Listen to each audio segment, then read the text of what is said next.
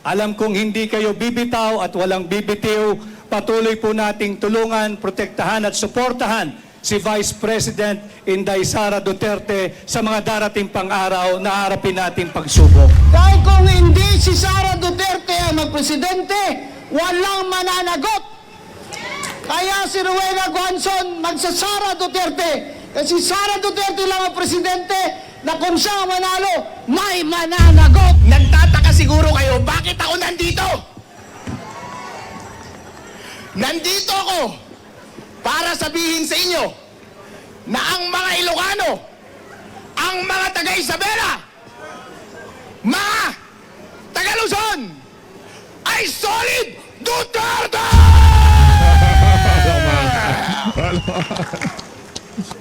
Sina Birthday celebration ho sa Davao City nitong si dating Pangulong Rodrigo Duterte ang ating pag-uusapan dito sa video na to. Papakinggan ho natin ang napakainit na pagbati nitong si Atty. Vic Rodriguez, Atty. Rowena Guanzon, Atty. Harold Resficio, Congressman Libiste, Atty. Ferdy Topacio dyan sa ginanap na programa na yan dyan sa Davao City. At ang pasasalamat nitong si VP Sara sa ating mga kababayan na nagse-celebrate ng birthday nitong si dating Pangulong Rodrigo Duterte sa iba't ibang mga bansa, especially yung ating mga kababayang OFW. Palakpakan ho muna natin. Talagang hindi ho nakalimutan ang ating mga kababayang OFW ang kaarawan nitong si Tatay Digong. Pero bago lahat ng yan, isang like at isang subscribe. Masaya na ho tayo dyan. Sa mga gusto sumali sa ating community, yung join button nandyan lang ho sa baba. Ito, panoorin ho natin ang pasasalamat ni VP Sara para sa ating mga kababayang nakikiisa sa celebration ng Davao City sa kaarawan itong si dating Pangulo Rodrigo Duterte. Okay. Assalamualaikum warahmatullahi wabarakatuh. Madayawag maayong adlaw kaninyong tanan. Magandang araw sa inyong lahat. Today, we celebrate the birthday of my father, our former President Rodrigo Roa Duterte. To all the parallel support groups, volunteers, and the millions of Filipinos here and abroad who organized celebrations to honor him, maraming salamat sa inyong walang sawang pagmamahal at katapatan.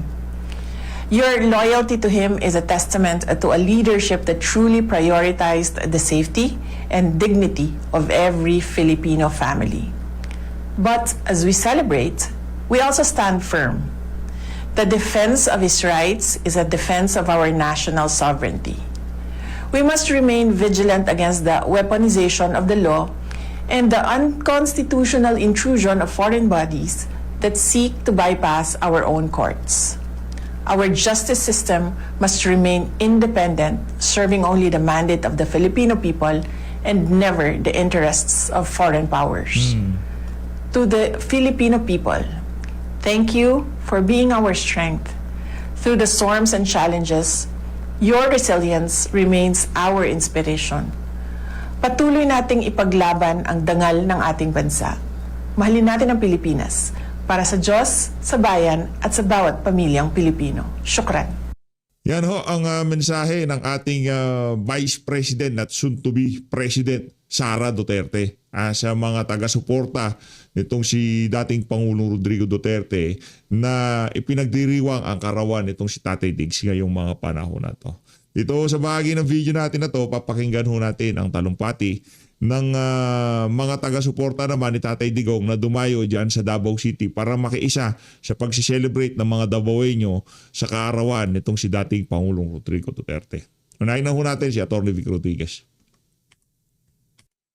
Yung Assalamualaikum. Atty. Vic tayo, Atty. Vic. Maayong buntag sa tanan. Magandang araw po sa ating lahat. Sa ating pangalawang Pangulo, Her Excellency Vice President Inday Sara Duterte. Sa ating pong mga miyembro ng City Council, kay Vice Mayor Rigo Duterte, sa ating mga kongresista, Congressman Paulo Duterte, Congressman Omar Duterte, at ang aking kaibigan, Congressman Sid Ungab, sa ating mga city and barangay officials, at higit sa lahat, sa inyong lahat, mga Davaoeño, magandang araw at ang aking taus-pusong pagbati at pakikiisa sa ating ginagawang selebrasyon ng Araw ng Davao. Higit pong makasaysayan ang pagdiriwang ngayon ng Araw ng Davao sapagkat nataon na pagdiriwang din ng 81st birthday ni Tatay Digong. And I was also told that in keeping with the times, ngayon lang din ho, nag-celebrate kayo dito sa araw ng Davao nang walang float, walang motorized or anumang vehicle sapagkat higit na tumataas ang presyo ng produktong petrolyo. Magkaganoon pa man, maging simple, payak ang ating pagdiriwang. Ang importante, huwag po nating kalilimutan na patuloy ipagdasal ang kaligtasan, ang kalusugan at ang kalayaan at sana'y pagpapawi kay Tatay Digong sa lalong madaling panahon.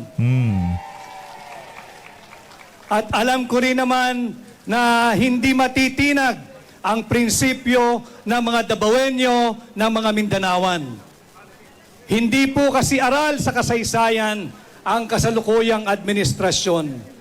400 taon tayo sa ilalim ng bansang Espanya, hindi natinag ang mga Mindanawan. Halos 50 taon tayo na kolonya ng Estados Unidos, hindi natinag ang mga Mindanawan. Sinubukan nilang sirain ang katatagan ni Tatay Digong. Subalit nung kinamusta ko kay Mayor Baste ang kalagayan ni Tatay Digong, ang tugon niya, okay naman siya, subalit siyempre hindi okay dahil nakakulong. Kanya lamang, sinabi raw ho sa kanya ni Tatay Digong, tanggap na niya ang kanyang kapalaran kung anuman ang kahahantungan. Kaya lalo ho akong na-inspire doon sa katagang binitawang iyon ni Tatay Digong, nagbigay buhay muli sa kanyang naturan that I am not a Filipino for nothing. Huwag po nating sayangin ang kanyang legasiya, patuloy po nating ipaglaban ang bawat Pilipino, ang ating bansa laban sa mapang-abuso, korap at kurakot na administrasyon. At bilang panghuli, alam ko hong hindi ko na kinakailangan kayong paalalahanan, kung hindi buong Pilipinas, buong mundo, nakasabay po nating nagdiriwang ngayong lahat. Alam naman natin na sinubukan nilang sirain ang tibay ng paninindigan ng Mindanawan, hindi sila umubra kay Tatay Digong. Patuloy ang kanilang ginagawa, subalit hindi rin sila umubra at hindi sila uubra kay Vice President Inday Sara Duterte.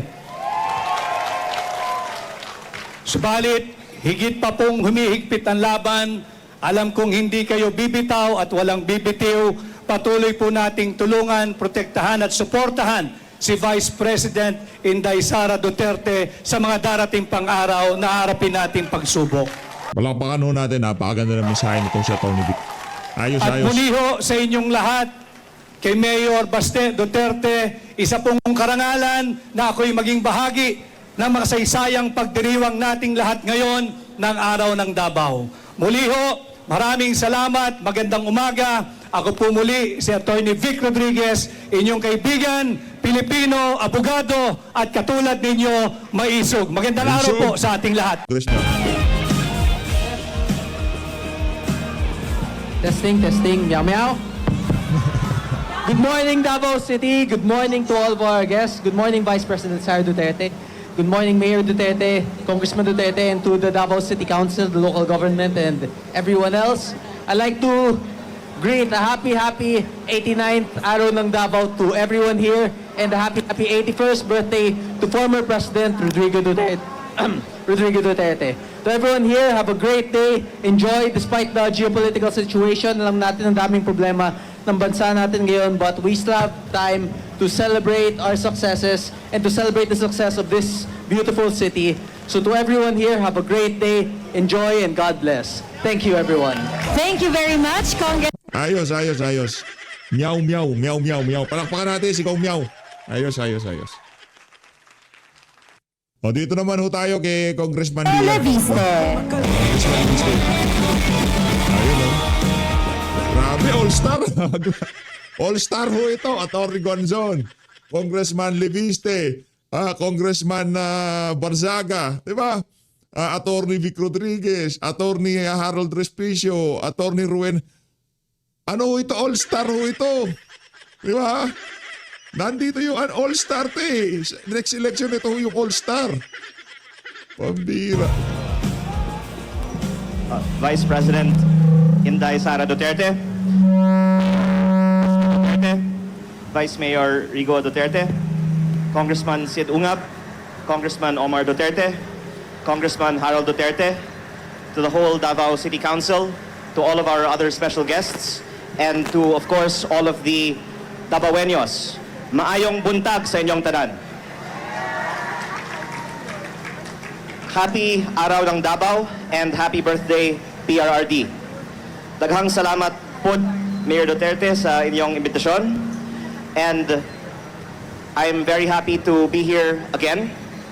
And to all of the participants in today's parade, you've done a very good job, and I hope that we have a very good day today. Alam niyo po, ako ay masaya na makabalik dito habang ang Congress ay nasa session break. And sinabihan ako na kaming mga congressman, dapat wag masyadong manggulo. Mas mabuti daw ang congressman ngayon magbakasyon muna. At baka akala nila nasa abroad ako. Hindi nila alam sa Davao pala ako pupunta. Kung saan mas maganda, mas malinis, mas safe, at napakabait ng mga tao. Totoo ho yan. Totoo ho yan. Ako ay nagsasabi sa iyo, napakabait ng mga tao dyan sa Davao City. Oo, napakabait to. Napaka-friendly. At dapat din suportahan ngayon ang domestic tourism. Lalong-lalo na dahil sa taas ng presyo ng langis. Ganon din, kung may mga Davaoenyo na gustong bumisita sa Maynila, welcome na welcome po kayo at pwede tayong magkita sa Luneta. Yun. Mayor, baka pwede tayong mag-arkila ng barko. At kahit ilang Davaoenyo ang gustong bumisita sa Maynila, pwede tayong magkita doon. Sabihin lang ninyo ilan ang gustong bumisita. Nako, matindi yan. Matindi. Hindi naman ho sa pag-ano, bilyonaryo ho yan. Bilyonaryo ho yung bata na yan, ha? O, yung mga gusto pumunta ng Lonet. Yari tayo dyan. Pero baka aabot sa 100,000. Baka kung anong iisipin nila. Basta nandun tayo para sa turismo at sightseeing lang. Ayan. Pero pagdating ninyo sa Luneta, bahala na kayo kung saan kayo susunod na pupunta. Naku po. Kaya ako po ay of course also sure na gusto nyong bumalik kaagad sa Davao dahil ang ganda dito. At ang Davao of course ay isang very promising tourism destination na gustong puntahan ng mas marami pang mga Pilipino. At lalong-lalo po ngayong araw, ang araw ng Davao at ang isang special day, ang birthday ni former President Rodrigo Duterte. I'm sure it's going to be a very festive day. Kaya bago ako magtapos, gusto ko lang pong batiin muli ang buong lungsod ng Davao. Isang happy araw ng Davao, happy birthday PRRD, at isang maayong buntag sa inyong tanan. Daghang salamat po muli sa inyong imbitasyon. Daghan kaayong Ito, kay ano naman ho tayo. Sabi ko naman sa inyo, all-star to. Hindi ho biro ito mga dumalo sa birthday ni Tatay Indigo dyan sa Davao City. Attorney Harold Respicio.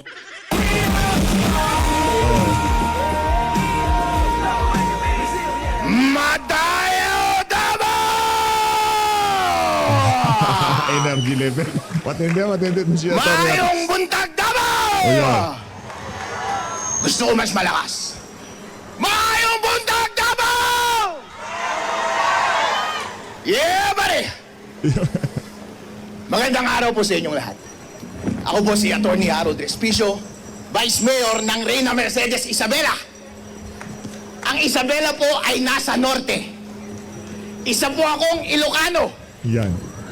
Nagtataka siguro kayo, bakit ako nandito? Nandito ako para sabihin sa inyo na ang mga Ilocano, ang mga taga-Isabela, mga taga-Luzon, ay solid Duterte! Walang mga... Sinasabi ko po sa inyo, Ayos.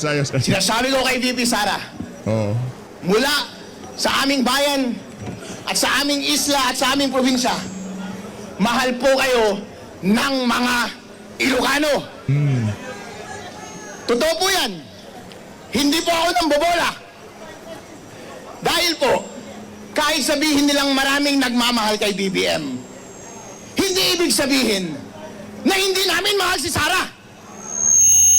Dahil sa totoo lang po, nung tumakbo si VP Sara at si BBM ng sabay, noong nakaraang eleksyon, tuwang-tuwa po kami. Bakit po? Dahil ito na po ang pagkakataon na i-redeem ng mga Ilocano ang kanilang masamang nakaraan. Pero BBM, ano ang ginawa mo? Sinayang mo! Instead na i-redeem mo ang pangalan ng iyong pamilya, ang ating lahi, nag-double down ka pa sa pagnanakaw! Instead na suportahan mo ang nagpanalo sa iyo bilang presidente, ipinahuli mo pa ang kanyang ama sa mga dayuhan. Wala kang utang na loob!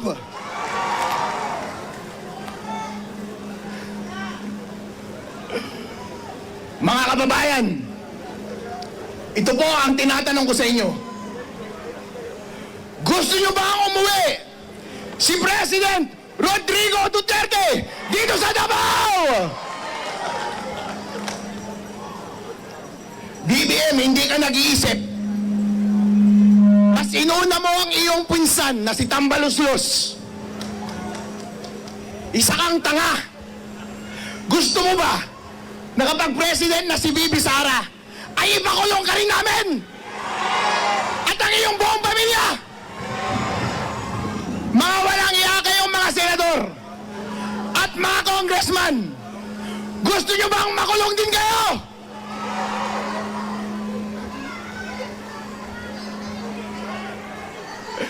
Ngayon po, ito ang ginagawa nila. Gusto nilang i-impeach si VP Sara para hindi siya manalo bilang presidente ng Pilipinas. Papayag ba kayo doon? Ayun, gusto kong mas maging malakas ang inyong sagot. Gusto kong iparinig ninyo hanggang sa Malacanang. Papayag ba kayong hindi maging presidente si VP Sara Duterte ng Pilipinas? Maraming salamat po. Alright, once again, Mayong buntag Davao! Kaya ano naman ho tayo kay Attorney Rowena Guanzon?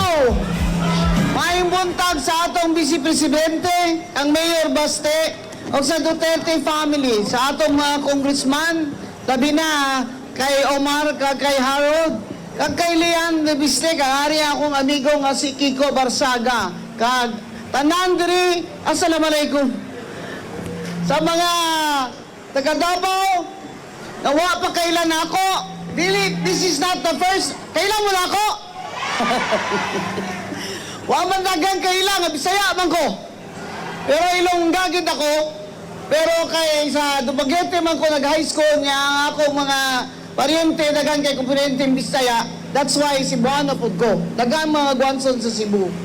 The first time I met Rodrigo Duterte was a historical event. We campaigned for President Cory Aquino against Marcos and his warlords. Your Lola Soling was then our leader here in Davao. Hindi ka pa na tao, Omar. So, ang officer in charge diri as Vice Mayor si Rodrigo Duterte. Ako ang officer in charge mayor sa Cadiz City, Negros Occidental. I was 27 years old. But like Rodrigo Duterte, I was used to gangsters and private armies and ang mga komunista taggan kayo sa Negros sa una kay Sugar Man Me. Sugar Man Me. Ako may nag-Vice President for the Visayas dito sa City, League of Cities, kaya wa may musugot, kaya hadlok man sila tanan mo atong Mindanao. So ako ilang gipili, I was 27 years old, gipaadto ko nila dire, kay Digong. That's the first time I met this man that everybody was talking about. And I said, I want to meet this Rodrigo Duterte, so I will go. Mag-bulletproof vest ka, Mayor, magganyan ka. Ano ka bulletproof vest, andun si Digong. Kailangan ka bang bulletproof vest nga naana siya dito? So I came here, that's the first time I met him with Junior Basco. I remember this meeting clearly because we were building a new nation. We were building a new democracy. We toppled warlords in Mindanao and in the Visayas, our very own Armin Gustilo. But here was Rodrigo Duterte, a lawyer, a former fiscal, and son of Chia Soleng, who stood against the Marcoses here and all their warlords. So I came to meet him. 27 anyos lang ko, niyan siya, Mayor. Kadungog ko nga, kanang imong pusil, mo na yung pinakamahal nga pusil sa kalibutan. He did not ask me any question. He just asked me about the gun I was carrying.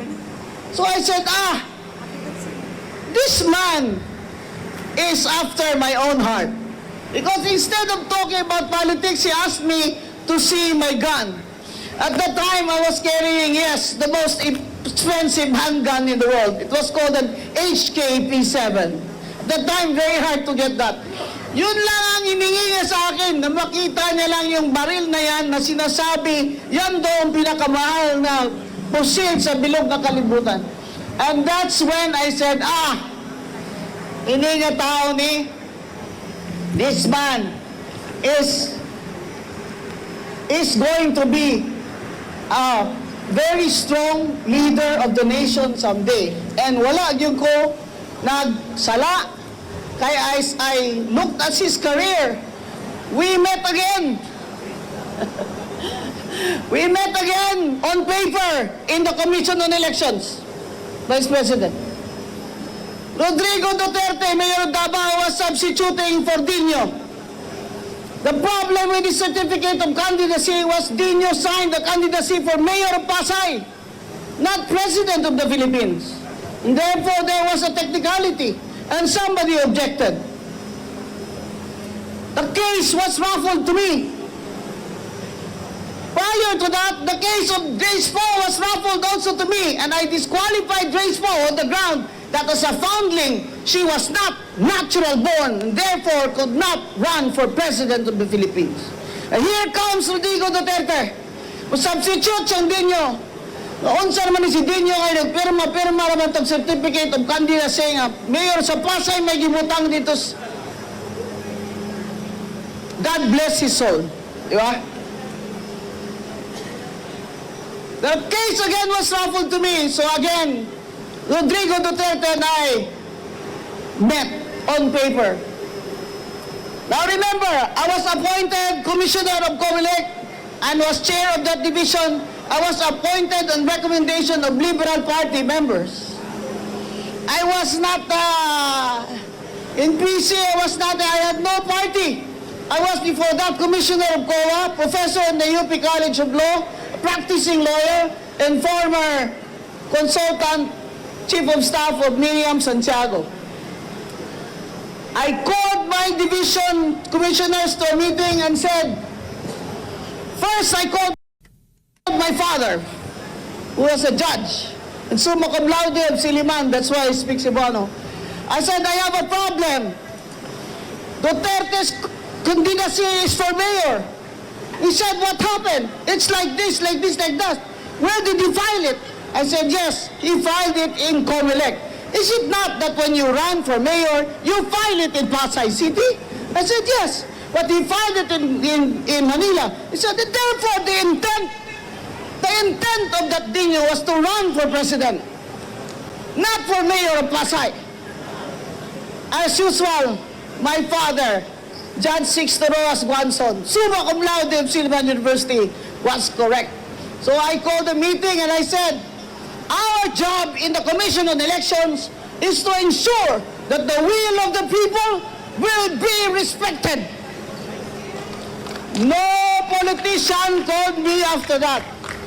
I said it is our job to ensure that the election laws are applied fairly and justly, and that therefore the people must be given the right to choose the president of this land. And all of you lawyers will know that I needed an argument to support that decision. And the argument that I used is, of course, in Latin, lacuna legis. There is a gap in the law. There is a gap in the law and therefore needed interpretation. And when you interpret a gap in the law, you must interpret it in favor of the people. In favor of the people. Not against the people. And so when I called my commissioners and said, this is my decision, how will you vote? And they said, ma'am, we vote with you. You vote with me regardless of the consequences. Remember, President Aquino was seated in Malacanang. There were candidates of the Liberal Party, and I said, I know that man. I know that Rodrigo Duterte we have met. I trust, I have faith in the people. I have faith in the Filipino people that they will choose the right leader. And that, my friends, is the reason why I'm here. And on a final word, I have to tell you, bakit si Rowena Guanzon nga dilawan man na? Dilawan man na! Kaning tao dire sige sabok-sabok na ko. At siya, dilawan man ka nga nung gadul-dul man kang BP Sara karon. Ayaw na yun si BP Sara, ayaw na lang nagisgutan kay karon ang kinahanlan mo daog yun si Sara for president. Kung dilaw ka, kung pulaw ka, kung pink ka, kung blue ka, kung sa wala na minimo kaakig. Wala kami kaakig sa inyo. Upod na lang kita diritanan kay Sara para sa aton pungsod. Kahit kung hindi si Sara Duterte ang magpresidente, walang mananagot. Kaya si Rowena Guanzon magsasara Duterte. Kasi Sara Duterte lang ang presidente na kung siya manalo, may mananagot. Palakpakan ho tayo. Yun eh. Yun. Pag si Sara Duterte, may mananagot. Pag hindi si Sara Duterte, nako, 3-6 na taon ho tayo dribble nitong si Boying Remulla dyan sa ombudsman. Walang makukulong dyan. Ang sigurado dito, pagka nanalo si BP Sara, base doon sa mga kabalbalang ginawa ni Boying Remulla, kailangan niya na mag-alsa balutan. Kaya kailangan na mag-isip-isip kung anong susunod niyang gagawin. Ngayon, yung susunod na ombudsman, anak ng tokwa, doon na tayo magkakaalaman. Doon na tayo magkakaalaman. Sa bagay, kahit walang ombudsman, anak ng tokwa, mga kriminal na yung mga yan, wala na sa pwesto pag nagkataon. Diba?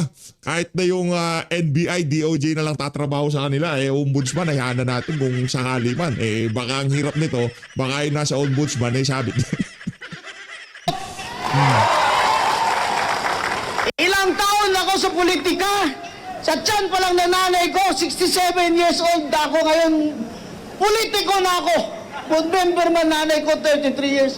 Wala pa ako nakita ng gobyerno na ganito. Puro ka magnanakaw. Mga kawatan. Ang kailangan ng Pilipinas, reforma. Zero corruption. Zero tolerance. That is why this early, I already commit my support to you, Vice President Sara Duterte. Whether I Saludo. run for senator or not, I am going to campaign, as I am campaigning now, for Sara Duterte, who will be the next president of the Philippines. Palabangan. O sa mga Bisaya, mga Ilonggo, mga Waray, sa Visayas, kabalo naman kamutanan, nga ang Negros Occidental, wala yun aga Marcos ever since because gibankrupt niya na niya during martial law. My family, he confiscated our electric plant. All families were confiscated. Ang sugar, in-monopolize ang sugar trading. So we had to stop planting. Our people starved because we had to stop planting. Why will we plant if we're going to lose money? Now Marcos Bongbong is doing it again. He is smuggling sugar. That's why our sugar prices from Negros Occidental are down. Down by more than 600 pesos per kilo bag. You know what that means? That means hundreds, thousands of workers will be out of jobs in the next 2 years if this continues. Smuggling of sugar, smuggling of fuel is now going on in our borders. Marcos wants us to feel that he is the one solving our problems, when in fact, it is Marcos who created all these problems. Ang gutom, ang unemployment, high inflation, trade deficit, budget deficit, kaya pangawat na sa tanang buhaya ang atong deficit. That's why, my friends, I am putting my faith on Sara Duterte for president. Because I see only that Sara Duterte, even with her quiet, calm demeanor, has the strength of character and the integrity to be our leader and run our country from the bottom up. Wala na tayong mamanahin kay Marcos. Puro utang, puro pangawat. We need a leader that will rise from these ashes and lead us back into a bright day.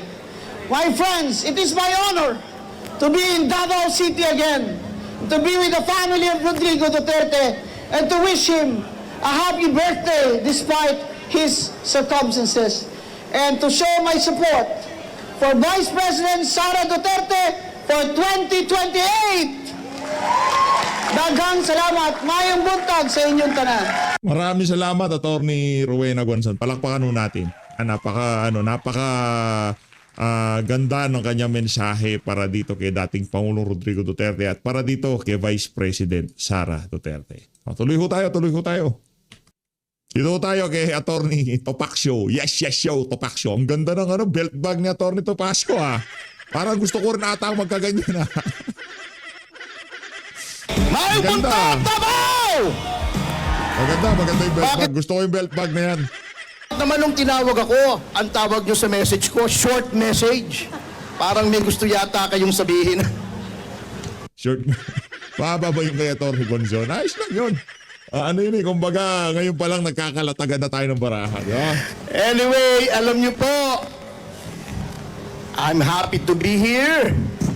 Nagkakasiyahan po tayo sa kaarawan ni Tatay Digong. Samahan niyo ako sa isang birthday greetings. Happy birthday! Happy birthday! Tatay Digong! Happy Balakas! Happy birthday! Tatay Digong! Ngunit sa gitna po ng ating kasiyahan ay nagluluksa po tayo, kaya kung makikita niyo po may mga tao rito na nakasuot ng itim. Nagluluksa tayo sapagkat kinidnap, kinulong ang ating mahal na Tatay Digong. Anong kasalanan niya? Inubos niya ang mga adik sa Pilipinas. Binaba niya ang kriminalidad. Nilabanan niya ang korupsyon. Siya ang nakakulong. yung mga tumanggap ng mali-maleta, yung mga nagpayaman, sila ngayon ang namamayagpag. Kaya't magluksa rin po tayo, hindi lamang para kay Tatay Digong, ngunit para sa ating bayang inaapi. Bakit? Dahil ang rule of law po ay naghihingalo na. Yung Blue Ribbon Committee na dapat siyang nag-iimbestiga ng anomalya, nung palapit na sa pintuan ng Malacanang ang investigasyon, pinalitan si Marcoleta, nilagay ang isang senador na walang bayag. Ayaw imbestigahan, puro cover up. Siya na ang nagiging defense lawyer. Yung ating ombudsman na pinakahuling sumbungan ng anomalya, sinong nilagay nila? Tuta ng Malacanang! Ipinilit! Binraso! Kitang-kita! Tutang-tuta, puppet na puppet nila. Ang ating mga mambabatas na dapat sila nagsasabi ng tinig ng ating mga taong bayan, the House of the People daw. Siyempre, hindi kasama si Congressman Ungab doon sa mga ungas. Ito Ungab, yung marami doon ungas. Anong ginagawa sa gitna ng krisis? Anong inaatupag? Impeachment! Hindi lang impeachment, yung rule of law, binabaluktot. Katulad niyan, si Luistro, si De Lima, ang papangit ng sinasabi. Magaganda naman sila, di ba? Lalo na si De Lima, kaya nga, ang daming naloko sa kanyang lalaki. Puro pagbaluktot ng batas. Hindi naman, wala naman sa saligang batas ginagawa. Anong gusto nila? Para siraan ang ating pangalawang Pangulo. Yang si Sedanya, tabingi! Ang katuwiran, hindi pa tapos eh. Kaya tayo po, huwag tayong matatakot mga kasama. Solid tayo dito sa Davao at I assure you, kita nyo yung mga nandito, Congressman Leviste, Batangas, Cavite, ang pugad ng revolusyon, Kiko Barsaga, nandito ang Duterte Youth Party List, Harold Respicio, Ilocano, nandito si Atty. Vic Rodriguez na dismaya rin sa corruption sa Marcos administration. Humiwalay na, tumiwalag na sa kanila. Tayo po ay solid at alam nyo po, sana lang, ito lang ang pagtatapos ko. Sana, alam nyo yung iba po sa ating mga kababayan, kaya hindi lang gugulo. Isa yan sa mga dahilan kung bakit talagang suportado natin yan si Atty. Vic, no, sa 2028. Isa sa mga kandidato natin sa PH Update. Dahil isa siya sa mga talagang unang tumiwalag sa administrasyon nitong si Marcos Jr. Hindi ho